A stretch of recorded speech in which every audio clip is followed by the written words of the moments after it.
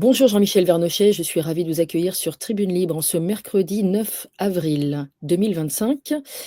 Nous avons une actualité, on va dire, spéciale Trump. Tout d'abord, vous souhaitiez intervenir, développer sur l'affaire des droits de douane. Euh, d'abord, bonjour. Oui, bonjour, bonjour Stéphanie, bonjour à toutes, à tous. Voilà, en ce beau printemps frais, frais. Il paraît que c'était le mois le plus chaud, le mois de janvier, mais je sais que dans la France profonde, il gèle depuis le mois de novembre, sans discontinuer. Alors, ce ne sont pas des grosses gelées maintenant, mais il gèle tous les matins. Voilà, ça Vous êtes, descend aux vous alentours êtes de dans quelle zéro. région, sans indiscrétion, sans donner le nom du village, mais vous êtes dans quelle région? Ah, bah, dans le Grand Est. D'accord, très Le bien. Grand Est, toujours à l'Est, mon capitaine. Bon, alors, Trump, Trump et ses droits il de douane. m'entraîne l'autre jour. Alors, je sais pas, les journalistes ne connaissent pas. Ça fait très très longtemps que j'avais constaté ça. Ils connaissent peut-être l'anglais quand ils traduisent ou je ne sais quel autre volapük, mais ils connaissent pas le français. Alors, il y en a, on voit Trump qui nous présente un tableau et le mec, le gars qui traduit, je sais pas si c'était sur LCI, CNews, nous parle d'un graphique. Mais un tableau, c'est pas un graphique, c'est une liste d'abord. Il y avait une liste de pays de droits de douane. Alors, il paraît que Musk, Elon, quand les sabots, puisqu'il vient de perdre un milliard de capitalisation en bourse avec ses annonces de droits de douane. Bon, et préconise gentiment, sans fâcher son grand copain d'amis, de patron, qu'il y ait des droits de douane zéro pour l'Europe. Je pense que on verra tout à l'heure, on parlera de la méthode Trump. Rien n'est définitif de ce côté-là. Euh, alors, les droits de douane pour l'Europe, d'ailleurs, c'est compliqué.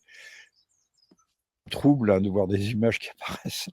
Je vais retirer si vous le souhaitez. Je la remets tout à l'heure. Je ne vois plus le beau visage de Stéphanie Reynaud, alors c'est bon, alors les droits de douane, c'est compliqué pour l'Europe parce que la méthode Trump, mais nous y reviendrons un peu plus tard, c'est la négociation bilatérale. Là aussi, je constate que les commentateurs politiques, les grands observateurs, les super spécialistes s'en mêlent un peu les pinceaux, comprennent pas le distinguo entre bilatéral, multilatéral. Bon, l'Europe a tout délégué à des gens comme Madame von der Leyen pour négocier. Et plus aucun pays ne peut régler ses propres affaires à sa propre mesure. Alors on a mis tout le monde dans une sorte de gros paquet, un sac, on a serré le collet, le col du sac et hop, on a jeté tout le monde à la rivière et ça s'agite dans le sac. Voilà. Bon, alors on va dire ah Monsieur Trump va voir Thierry Breton se gargarisait hier sur LCI toujours. Se gargarisait, il va avoir des difficultés parce qu'il ne pourra pas négocier avec tel ou tel pays. Alors on sait que Madame Giorgia Meloni, qui a plus d'échanges commerciaux avec les États-Unis que n'en a l'Allemagne, je crois, a déjà pris des contacts. Donc là aussi, on va avoir une occasion ou des circonstances qui favoriseront ou qui faciliteraient peut-être l'éclatement de cette méchante Union européenne. Madame Meloni, si elle veut s'en sortir, il faudra bien qu'elle négocie avec Monsieur Trump, et c'est ce que veut Monsieur Trump. C'est la stratégie des Horaces et des Curiaces.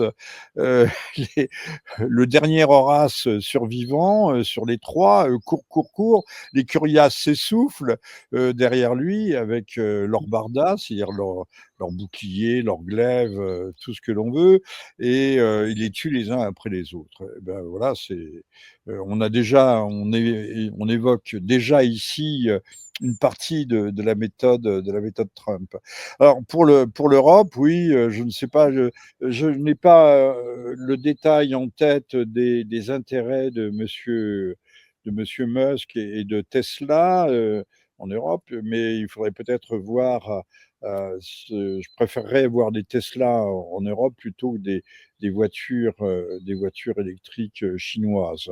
Mais là, le marché, il est bien ouvert. Et on peut dire merci justement à l'équipe de Bruxelles, à la fine équipe qui a réussi à détruire l'industrie automobile en imposant des limites 2030-2035 pour la fin de production et de vente des voitures thermiques. C'était un coup de maître. C'était génial. On a tout détruit. Mmh. Alors que Et Jean-Michel, est-ce que vous pourriez, résumer pour nos spectateurs qui n'ont pas compris, ce qui se passe avec ces droits de douane, hein, expliquer exactement, ce que Trump fait actuellement? De quelle manière il les relève? De quelle façon il explique Trump entre guillemets? essaye de relocaliser les industries. Si l'exportation coûte extrêmement cher parce qu'il y a des droits de Mmh. douane, eh ben c'est très simple. L'énergie ne coûte pas cher aux États-Unis, les taxes sont dérisoires, et donc que ce soit les géants chinois, les Allemands, tout le monde va construire des usines aux États-Unis pour ne pas payer de droits de douane. Donc, que fait Trump? Il pense aux ouvriers.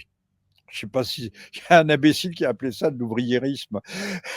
Enfin, en tout cas, le populiste Trump veut redonner du travail aux Américains. Et aux Mmh. Américains de toutes les couleurs, pas seulement les Américains blancs, hein. Donc il essaie de Et, relocaliser, de et réindustrialiser? méthode autre.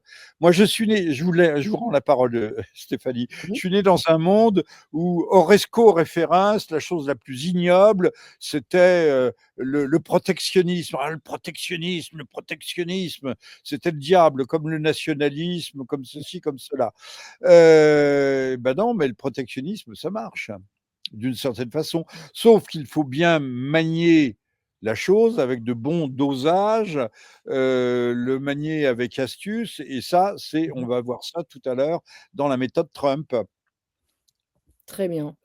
Donc, il rehausse les droits de douane pour tout le monde? Vous pourriez dire, pour qui Ah bah précisément?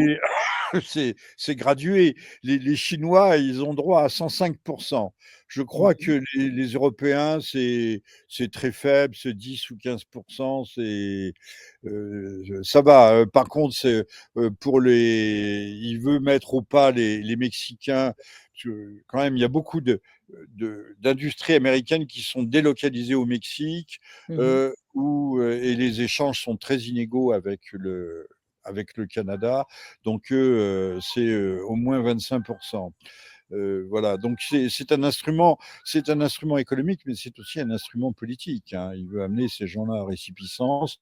Il considère, vous savez bien que Trump a rebaptisé le golfe du Mexique en golfe de l'Amérique, et considère, c'est la doctrine Monroe élargie. La doctrine Monroe, ce n'était pas l'interventionnisme à l'extérieur, c'était on contrôlait l'Atlantique Nord pour garantir la sécurité des États-Unis. Et la doctrine Monroe, maintenant, elle s'étend aux deux continents, Nord et Sud-Amérique.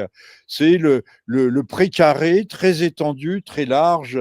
Et la Chine fait d'une certaine façon la même façon, puisqu'elle essaye, elle préempte, comme on dit le mot, on utilise ce mot de façon moderne, elle étend sa zone d'influence, ça part du Tibet jusqu'à surtout s'étend sur la mer de Chine, hein, et alentour. Voilà, chacun essaye d'avoir son immense zone d'influence, qui est aussi une zone économique non pas exclusive, comme il y a autour de nos côtes. Il y a il y a la zone proche des côtes qui appartient vraiment au pays. Puis il y a la zone économique exclusive qui s'étend beaucoup plus loin. D'où l'importance de la Nouvelle-Calédonie, qui a aussi beaucoup de minerais, paraît-il, même euh, des minerais, comment des nodules polymétalliques qui gisent sur le fond de l'océan. C'est pourquoi Monsieur Valls fait tout ce qu'il peut pour émanciper la Nouvelle-Calédonie, créer, comme il l'a dit, une citoyenneté néo-calédonienne ou calédonienne, et voilà, faire que la France aille se faire voir ailleurs. La Merci réduire comme peau de Mal. chagrin, réduire sa zone d'influence comme peau de chagrin. Pour en revenir à ces droits de douane, certains experts donc redoutent des remous sur les marchés financiers. Qu'en pensez-vous? Ils redoutent quoi sur les marchés Des financiers? remous des remous Ah! sérieux Alors, sur vous les faites marchés très bien de me financiers. poser la question, chère Stéphanie. On a eu, lorsqu'il y a eu les annonces fracassantes de monsieur Trump et la publication de cette fameuse liste, alias Mmh mh. graphique, on a vu il y a eu un affaissement des bourses, il y a eu un décrochage, hein, décrochage comme les gens qui, se font de la varap et qui tout d'un coup dévissent. Mais en fait, bon, ben ça y est, tout est déjà revenu en place. Non pas que la confiance soit totale, mais les financiers, les véritables, ceux qui spéculent à la hausse et à la baisse, ne pensent pas que Monsieur Trump est aussi imprévisible que les ânes qui braient en permanence sur nos grandes télévisions, nos grandes chaînes ne veulent Mmh. bien le dire. Tout le monde continue à dire que c'est un caractériel. Non, on ne dit pas un caractériel. Enfin bon, il est imprévisible, il est imprévisible, il ne sait pas ce qu'il fait, il fonce tête baissée. Non, je pense que Trump ne fonce pas tête baissée. Et vous dites ce sera peut-être relativement indolore pour l'Europe? Ces droits de douane ne sont pas si terribles? Bah, ça ne sera pas indolore, mais je pense qu'il va réussir à casser le front commun, le syndic Mmh le mh. syndic de la médiocrité européenne. Il va commencer, il y a déjà des négociations qui sont intervenues en sous-main avec le gouvernement italien, puisque là, les enjeux sont encore plus gros que l'Allemagne. Alors, il y a les autres qui vont continuer à râler. Non, non, il faut parler comme si l'Europe avait jamais parlé d'une seule voix. Mais l'Europe, ce sont des économies différentes. L'Europe, on l'a construit. Encore une fois, on a voulu en faire un syndicat de la nullité et de la médiocrité. Il fallait, c'était pas l'Europe. Je vous renvoie, j'ai écrit un livre autrefois. Enfin, j'ai dirigé un livre où un prix Nobel a participé, ou même Monsieur Dupont-Aignan, enfin toutes sortes de gens, la coordination rurale. Ça s'appelait ça s'appelait Manifeste pour une Europe des peuples. Voilà. Mmh. Mais une Europe. Là, l'Union européenne, c'est un marché commun, mais c'est pas une Europe. Et encore, c'est un marché commun. On a créé une monnaie unique, là où il fallait non pas une monnaie unique, mais une monnaie commune à la rigueur. Bon, on va pas revenir sur l'Europe, mais l'Union européenne n'est pas l'Europe. Donc l'Europe, il y a des disparités gigantesques d'un pays à l'autre. Pensez que le SMIC en Roumanie est encore à 4 euros par jour. Pardon, 4 euros de l'heure, je dis des âneries dès le matin, De moi l'heure, aussi. oui. Mmh. Oui, oui, c'est l'air frais hein, qui m'oxygène pas suffisamment. Voilà, je pense que on va avoir du tangage en Europe, parce que Monsieur Trump ayant mis la barre assez haute, il va falloir trouver des compromis. Les compromis, il les obtiendra pas entre le syndicat de la médiocrité européenne, c'est-à-dire Bruxelles, qui est pourtant à toute délégation pour négocier en commun, comme si on pouvait négocier en commun, et donc les pays qui défendront becs et ongles leurs propres intérêts, à commencer, à mon avis, par l'Italie, ce sera le maillon faible. On peut dire, sans complexe que Mélanie, a plus d'échanges avec Trump qu'Emmanuel Macron. Bah, ils sont beaucoup plus proches l'un de l'autre. Ce sont je sais pas, des libéraux conservateurs. Voilà, on peut peut-être les qualifier ainsi. Monsieur Macron, lui, c'est même pas un électron libre, c'est je sais pas quoi. Il y a pas de mots. Monsieur Macron, on va dire, il est ineffable. Voilà, ineffable. Mmh mh. Il évolue dans une zone brouillardeuse et indicible. Emmanuel Macron, il sert un projet, européiste. Ah ben, Monsieur Macron est un agent de l'Union européenne, comme Madame Mmh. van der Leyen, c'est un agent du mondialisme. trouve que M. Trump a mis un coup d'arrêt à cette. Non pas, on ne mettra pas un coup d'arrêt à la mondialisation. La mondialisation, elle se fera certainement, mais pas selon pas de façon volontariste, pas de façon en forçant la main. C'est comme le communisme qui voulait aller. Les socialistes veulent la même chose que les communistes. Ils veulent nous amener à un collectivisme, mais en douceur, par des réformes, tandis que les communistes, eux, voulaient y aller à coup de trick, à coup de schlag et à coup de goulag. Parlons des méthodes. Vous vouliez développer toutes ces méthodes qui sont fortement discutées et parfois Alors, décriées de on Donald avait Trump. évoqué l'idée de faire un détour par l'Iran.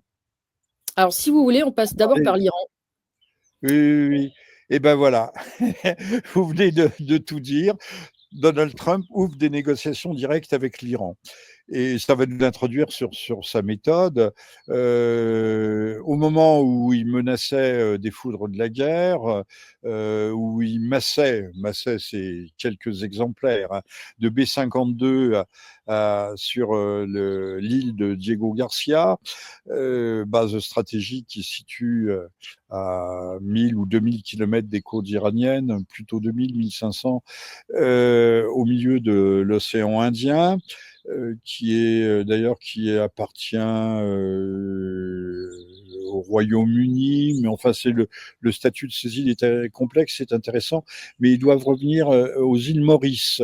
Donc, parce que c'est une base, Diego Garcia est une île entièrement occupée par la base américaine, dont on a chassé les populations et qui doit être donc relouée à nouveau pour un bail amphithéotique de 99 ans. Vous connaissez ça, chère Stéphanie, les bails, Absolument. les bourgs C'est beau. amphithéotiques.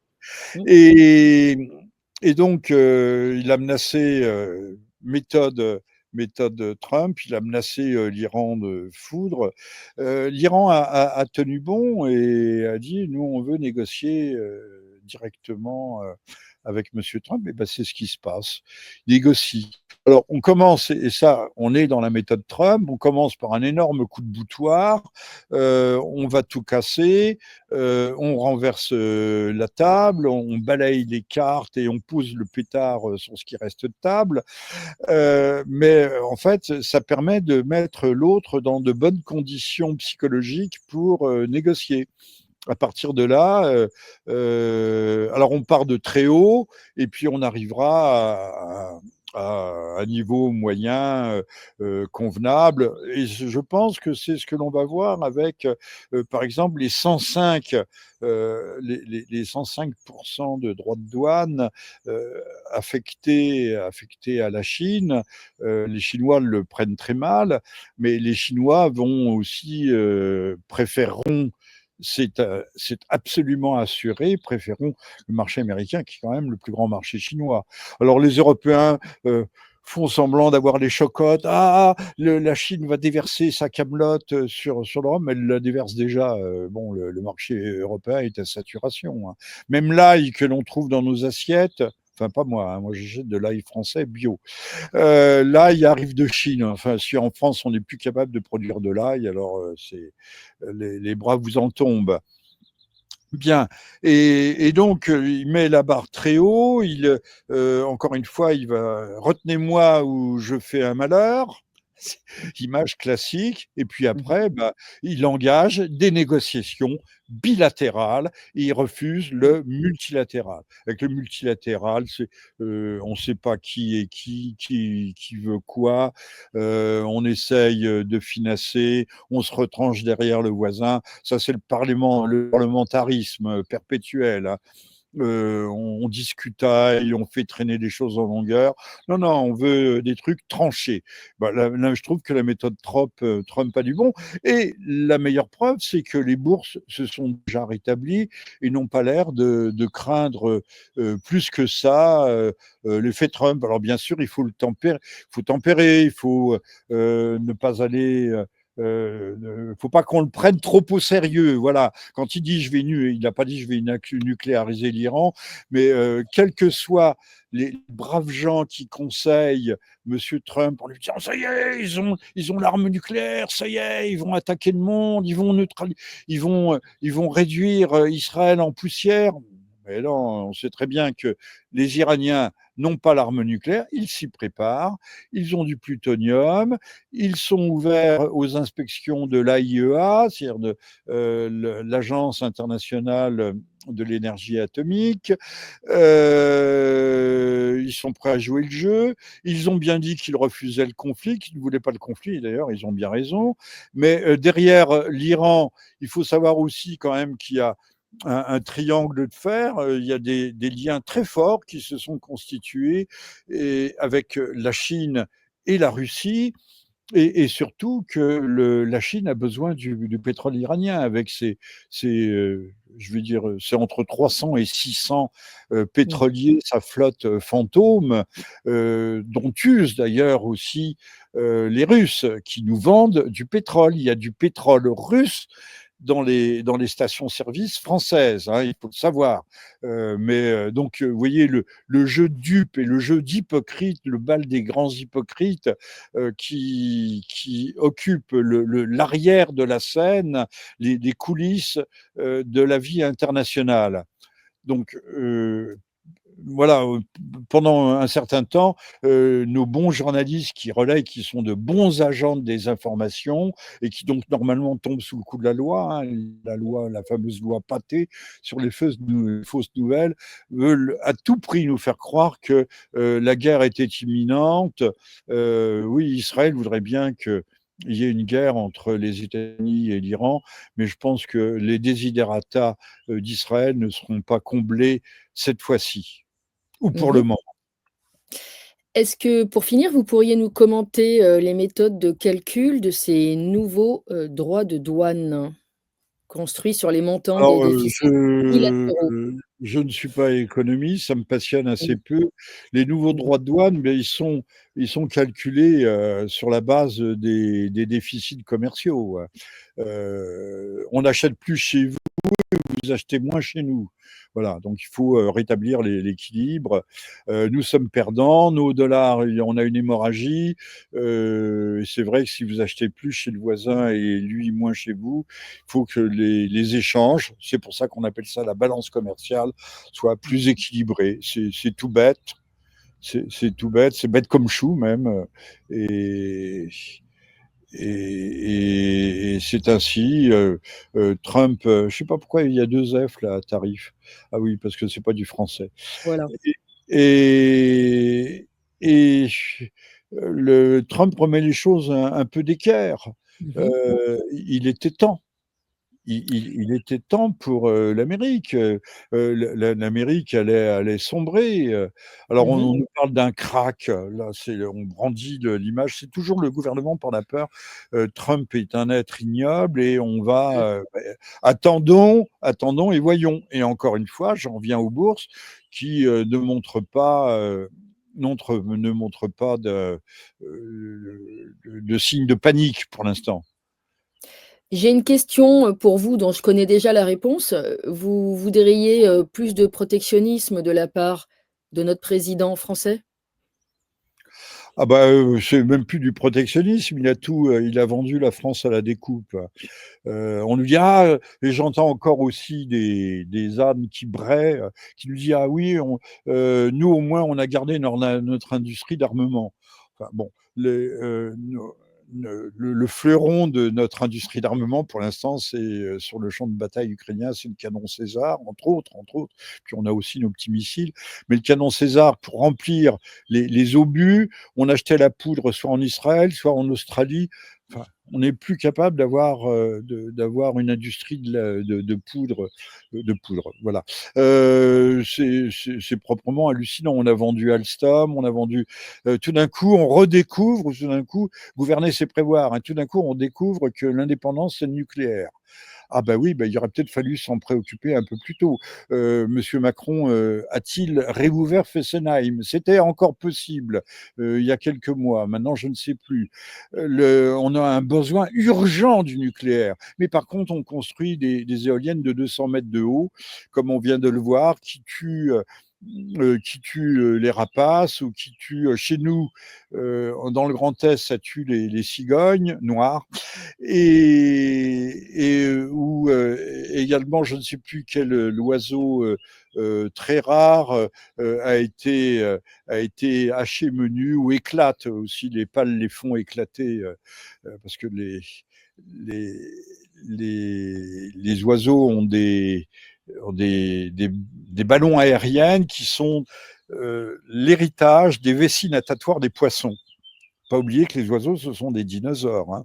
Mmh. Ce sont des bêtes apparemment plus primitives que les mammifères, mais parfaitement intelligentes, puisque le grand corbeau, on le sait, est beaucoup, beaucoup plus intelligent qu'un chien domestique.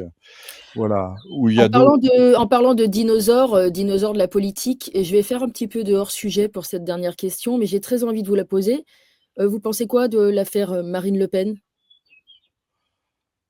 Bah, elle a récolté la malheureuse, je dis la malheureuse parce que je compatis, elle a récolté ce qu'elle a semé. On voit bien que la magistrate ne juge pas en droit, elle juge aussi selon sa sensibilité, son ressenti, sa sensibilité politique.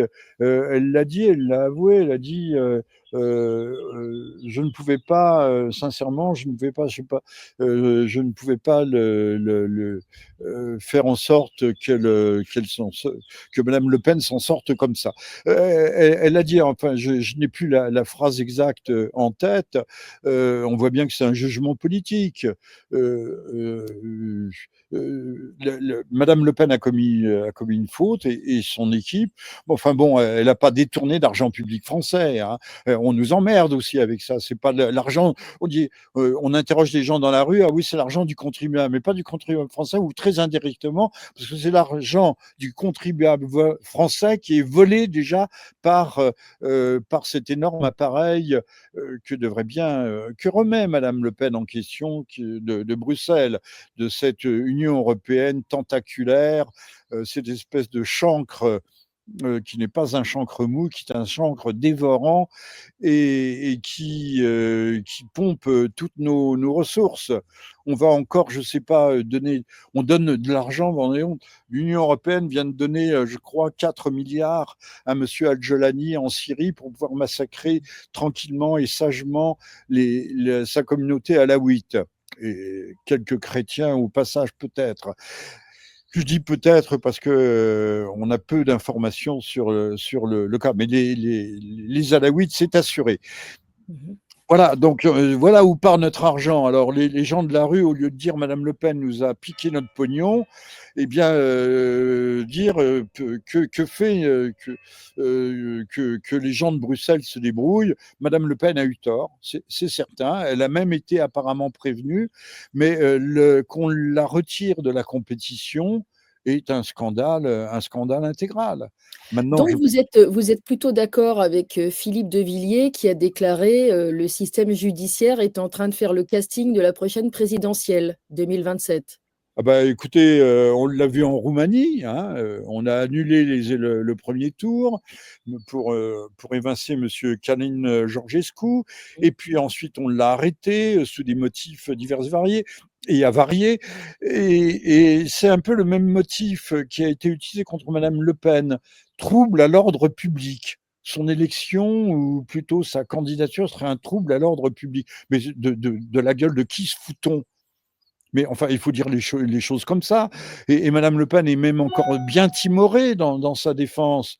De toute façon, elle a passé son temps à se coucher devant Monsieur Macron. Hein, il faut le dire, que ce soit dans les deux débats des deux dernières présidentielles, tout d'un coup, elle n'existait plus, elle se couchait. Monsieur Macron l'emmenait sur le terrain de l'économie qui n'est pas son terrain à elle. Au lieu de dire, il y avait un truc au premier, je crois que c'était lors des premières élections. Monsieur Macron l'emmène sur le terrain de l'économie. Elle aurait dû lui jeter au visage sa propre formule en disant mais monsieur Macron, je n'ai pas de programme économique précis à la minute précise, tout ça est circonstanciel, c'est en fonction de la conjoncture et je suis comme vous, ce qui importe en politique, c'est d'avoir un projet. Voilà ce qu'elle aurait dû lui dire. Ou alors c'est que ses conseillers sont nuls et ne lui avaient rien dit. Hein. Je n'oublie pas que Madame Le Pen, pardonnez-moi, mais a voté des deux mains l'inscription de l'avortement dans la Constitution française, alors que la France est en train de mourir. Hein. Mourir, il n'y a plus d'enfants. Par contre, on fait la teuf. Hein. Ça, faire la teuf.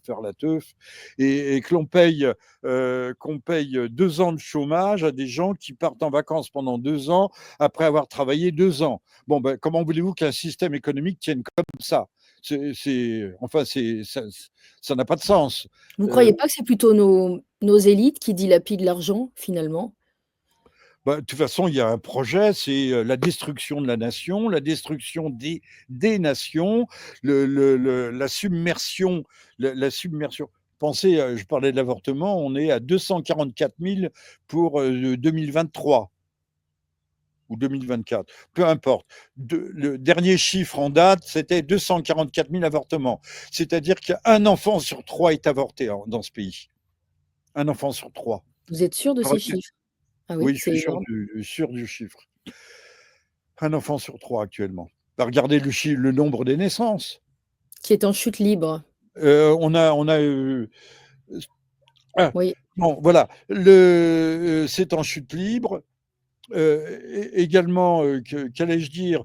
Oui, on a eu plus de 540 000 immigrés légaux cette année. Légaux, voilà. Alors ne parlons pas Vous êtes pour des l'immigration clandestins. contrôlée, vous êtes pour l'immigration contrôlée? Je suis pour pas des migrations du tout. On a assez. Regardez les fameux métiers en tension, c'est ce que je vous disais.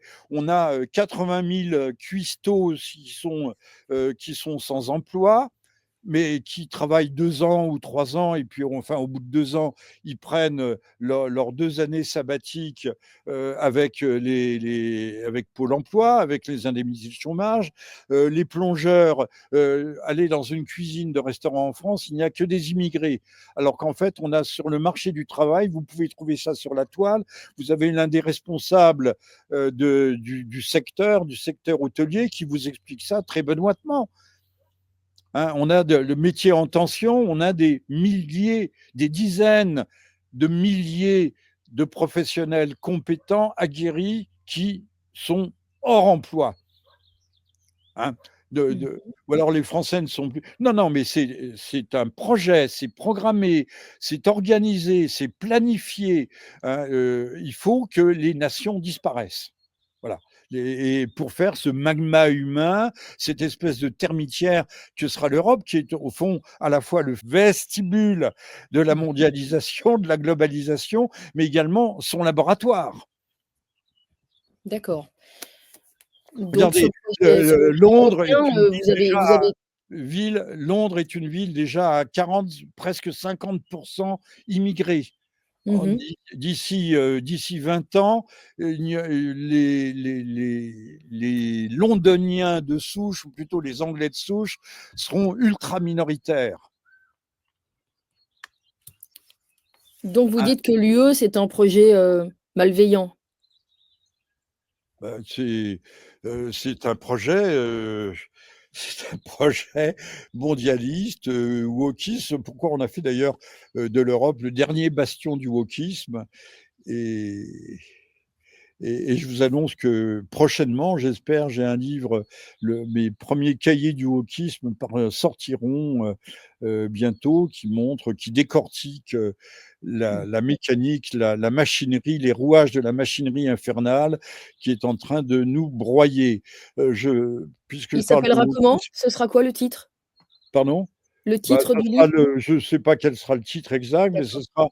sera les premiers cahiers du wokisme numéro 1, déjà, avec un titre, bien évidemment, pour ce premier tome. Quand on pense que la Société Générale vient d'éditer, va publier pour son personnel un livre sur l'inclusion LGBTQ+, transgenriste et autres, pour que tout le monde se sente à l'aise.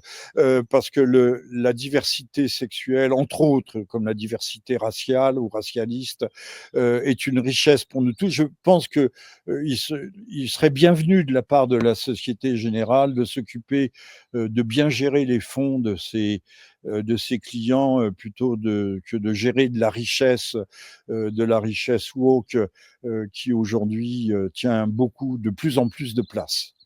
Wokisme auquel Donald Trump a mis un coup d'arrêt aux États-Unis d'ailleurs. Ben oui, il faudrait que ça arrive ici, ce serait pas mal non plus. Hein. C'est pas le projet de nos dirigeants. Bah, il faut croire que non. Hein. Mmh.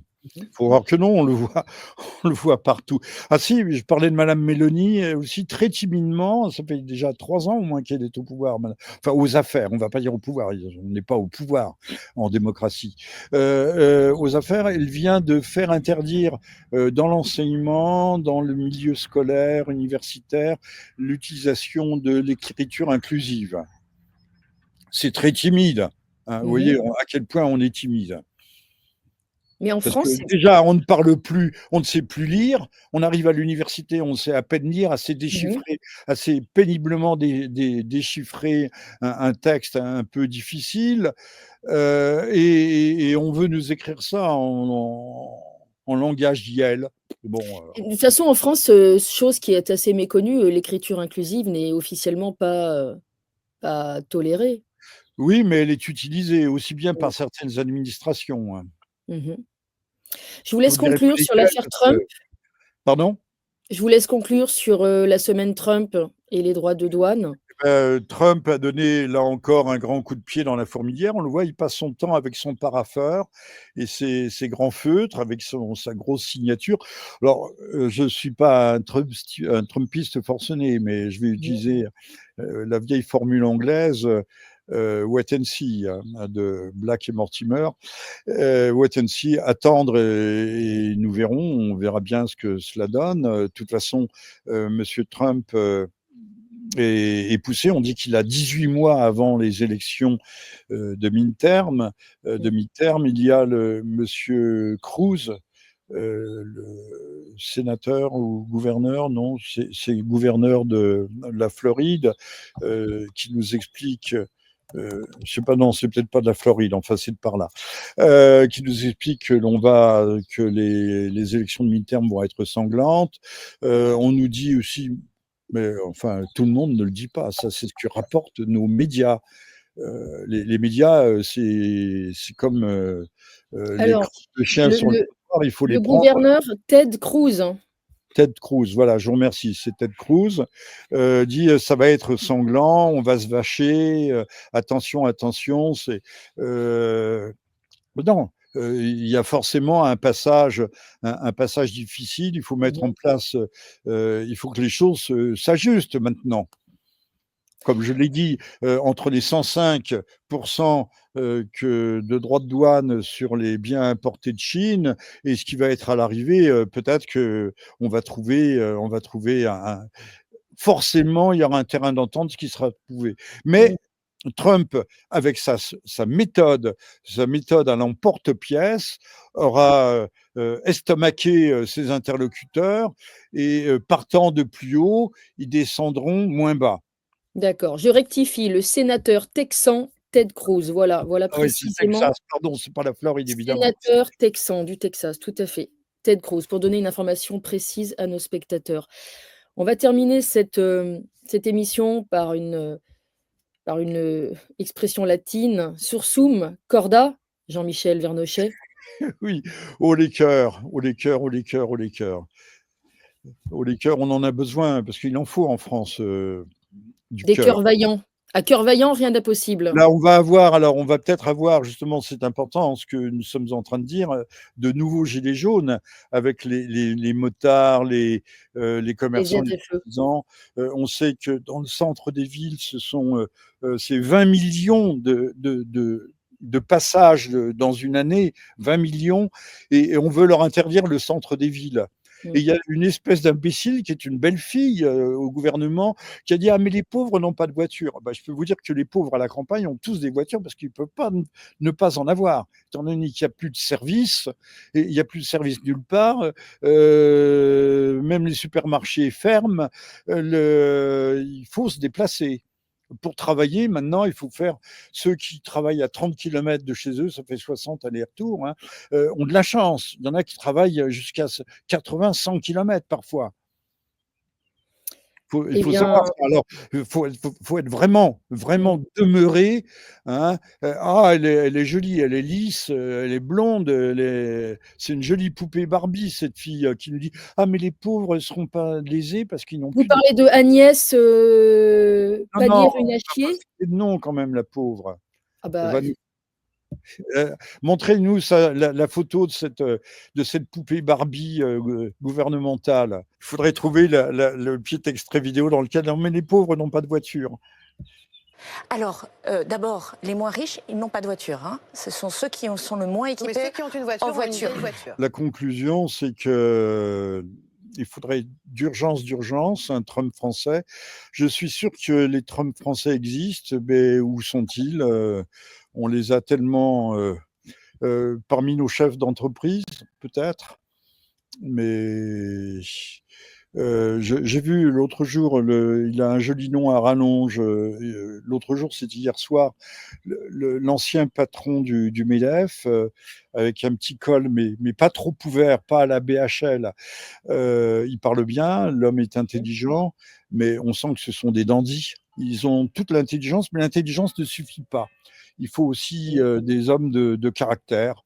et de Et, cœur? et, et les hommes de caractère, ben, encore une fois, ils existent, mais on leur a mis. Il ne faut pas compter sur nos grands médias, même pas sur CNews, surtout pas sur CNews, pour les mettre en avant. Ah si, sur CNews, il y en a un justement qui est venu parler hier, Alexandre Jardin, qui a commencé à parler avec Victor, et on pensait que la pauvre animatrice, la gentille animatrice, trouvait que ça devait aller trop loin. Hors caméra, on a dit calmez-vous, calmez-vous, n'en dites pas trop, mais non, ce que l'on veut, c'est des discours vigoureux, on ne veut pas des discours convenus. Bon sang de bois, on veut des gens qui énergiques. On veut des gens. Les Français réclament, encore une fois, un homme à poigne. Mais ce n'est pas avec la petite gentille Madame Kelly de CNews qu'ils pourront s'exprimer. Parce qu'à CNews, on serre les fesses. Hein. Des fois qu'on nous interdise comme C8. Mais à force, et je termine, ça sera le mot de la fin, à force de raser, et ça c'est aussi valable pour Madame Le Pen, et elle en sait, mais je crois qu'elle ne comprendra jamais la leçon. À force de raser les murs, on finit par y être aligné. Haut les cœurs. Haut les cœurs. Merci beaucoup Jean-Michel Vernochet. À bientôt.